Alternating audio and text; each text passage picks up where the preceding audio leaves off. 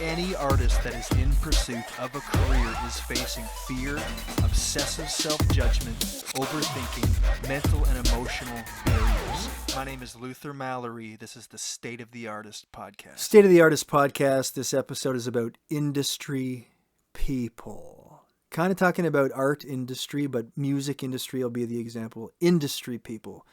Artists fear them. We're intimidated by them. And we want to look at a couple of things in this episode. Which ones are the good ones and which ones are the bad ones? Because there's a lot of bad ones. Does the industry even need industry people in 2020? And why do we fear them? Why are they intimidating to us? If you haven't subbed to the YouTube, do so. If you haven't followed on Spotify or on all the podcasting services, please do so. I'm growing this motherfucker as fast as I can. So what we want to first look at on this topic, let's do it this way. Okay, put in your mind for a second an artist that you know that you think sucks. Okay, guilt-free. Okay, they won't know about it. Don't worry. Don't feel bad. Okay, just put it in your mind. An artist that you kind of think sucks. Low-skill artist. Put them there and then go through the list in your mind of why they suck. What's the low-level skill? Why is it just not working? And you can really figure that out quickly and go, oh, yeah. Okay, now look at a great artist. An influence of yours. Put them in your mind and do the same thing.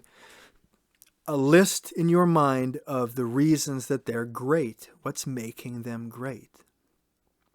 And you'll come to obviously realize that every artist, just like every person on every skill set, exists on a spectrum of bad to good. Even if bad means I'm at the beginning of my journey here. I've just started into music. I've just started into art.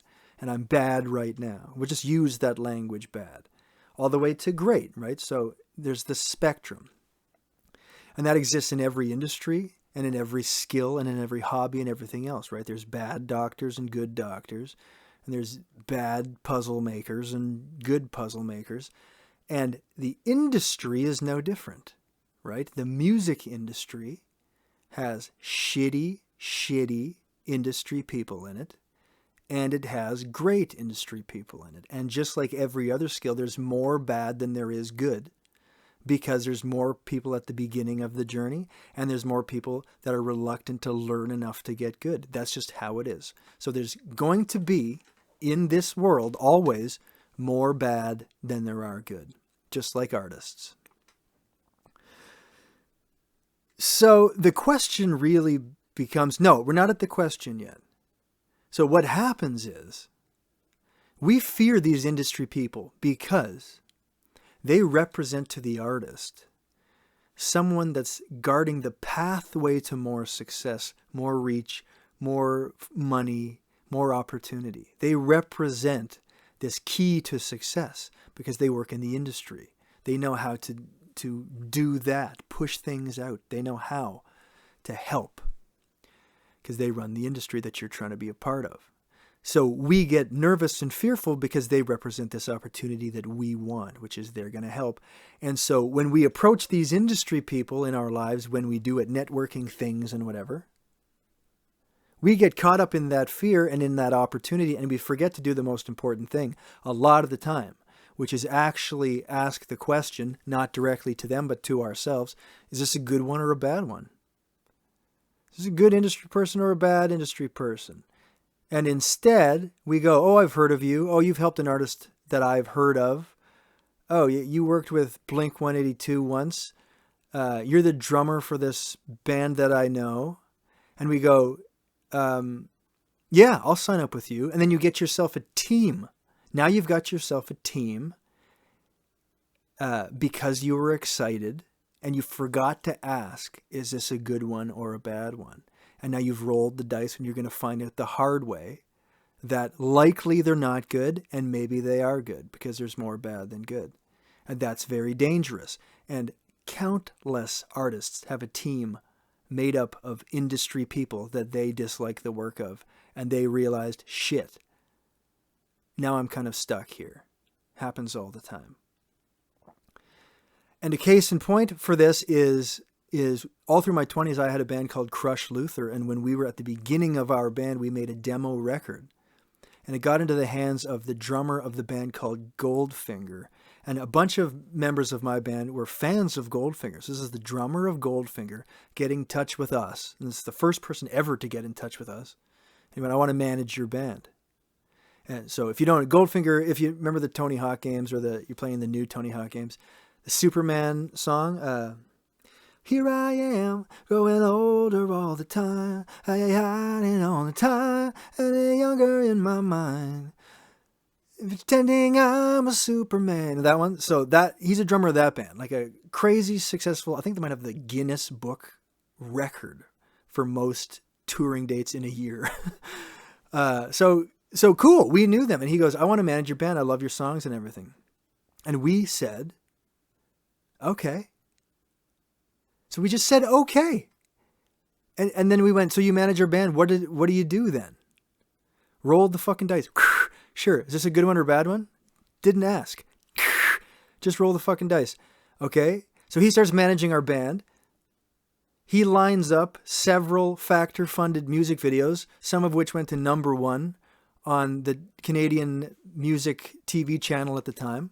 Much more music. And got us funding for a record. And we're in the background, not even really knowing what's going on. We're just getting successful because he was a good manager. He was great. He filled in all the gaps that we didn't have.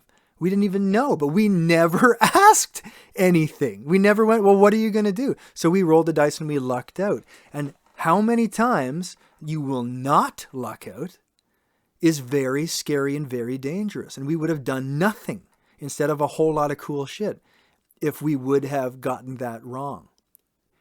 And we could have gotten it wrong because we didn't ask. So the big question becomes, how do you know if it's a good one or a bad one? And so for that, we have to look at two things. And the first thing is, does the industry person have a role in the industry anymore in 2020? Because in the heyday of the music industry, when everything was run by the industry, and distribution would have been impossible without the industry, and proper PR and marketing would have been impossible without those industry people, and CD manufacturing, whatever, the industry was really, really important, and they develop artists from the beginning. You need a producer. But in 2020, what's the role of the music industry person? How many of these people do we need when we can do everything ourselves? And we can do everything ourselves. We've seen it with artists that are scaling success with zero team because everything can be done yourself. Your photo shoots can be done with your phone. Yes, you can hire a photographer for a highly skilled thing. In the meantime, everybody on earth is now good at photo shoots. Pretty good. Everything can be done. You know, the Billie Eilish Phineas shit with the bedroom studio. Yes, that's how everybody's, right? So it can all be done without the music industry. PR, marketing, management. You can do it all. And certainly at the beginning of a career or you're at the small club level, you know, even if you're getting views and you still don't need someone. At some level, of course, you need a team. You get to a certain level of success where you can't handle the workload or you need better skills in certain areas. You outsource, yes. But the music industry doesn't need music industry people in the same way now.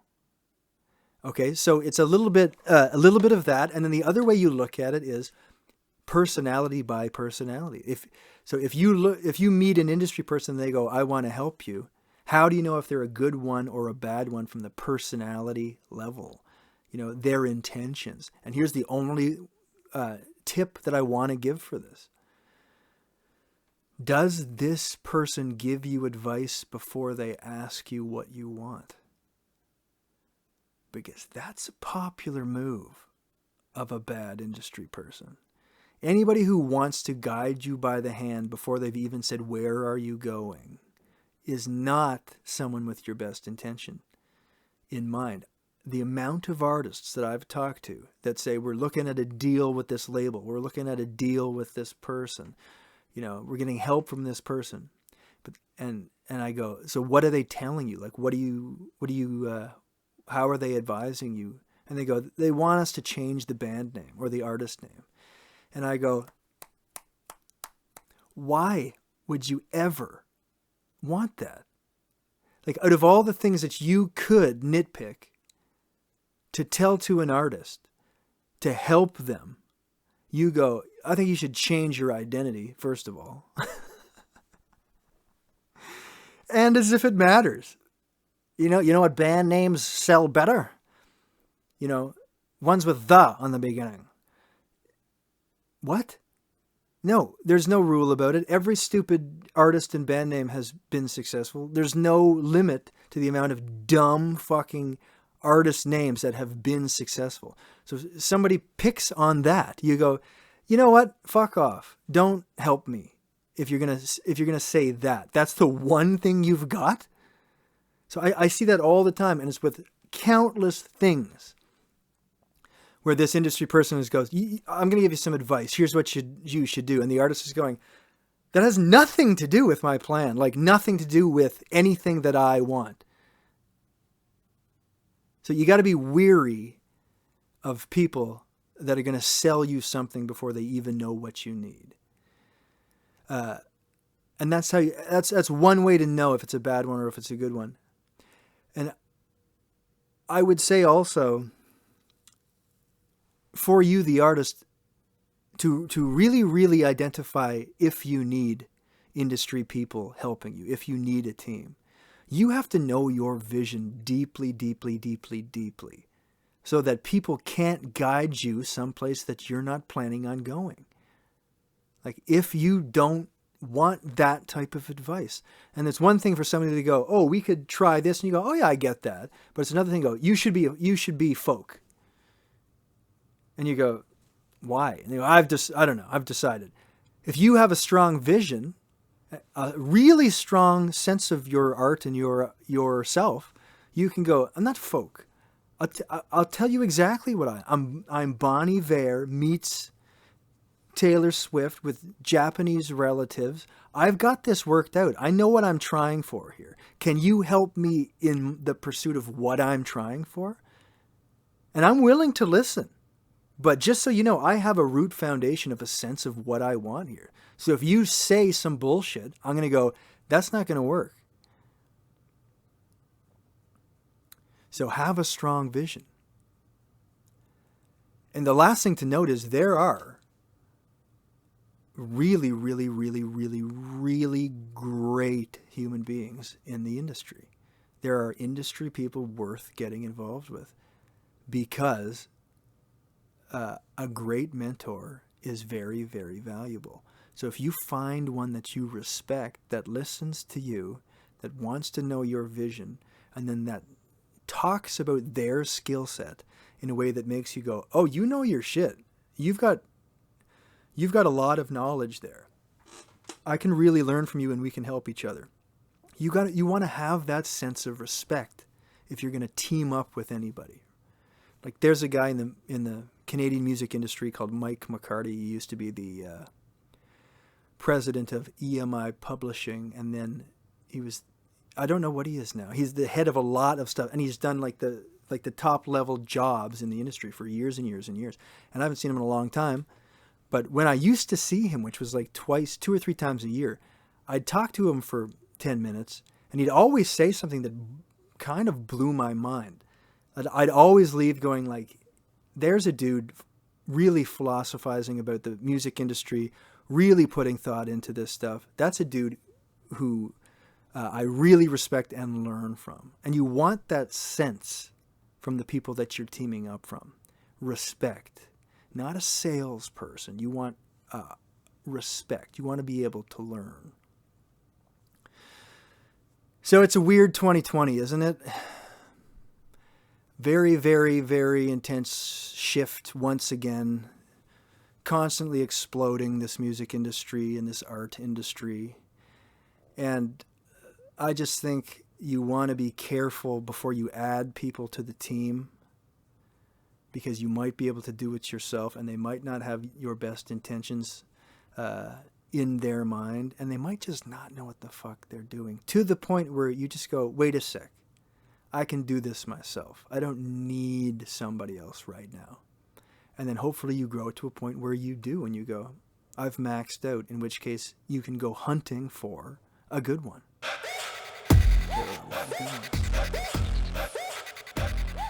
State of the Artist Podcast.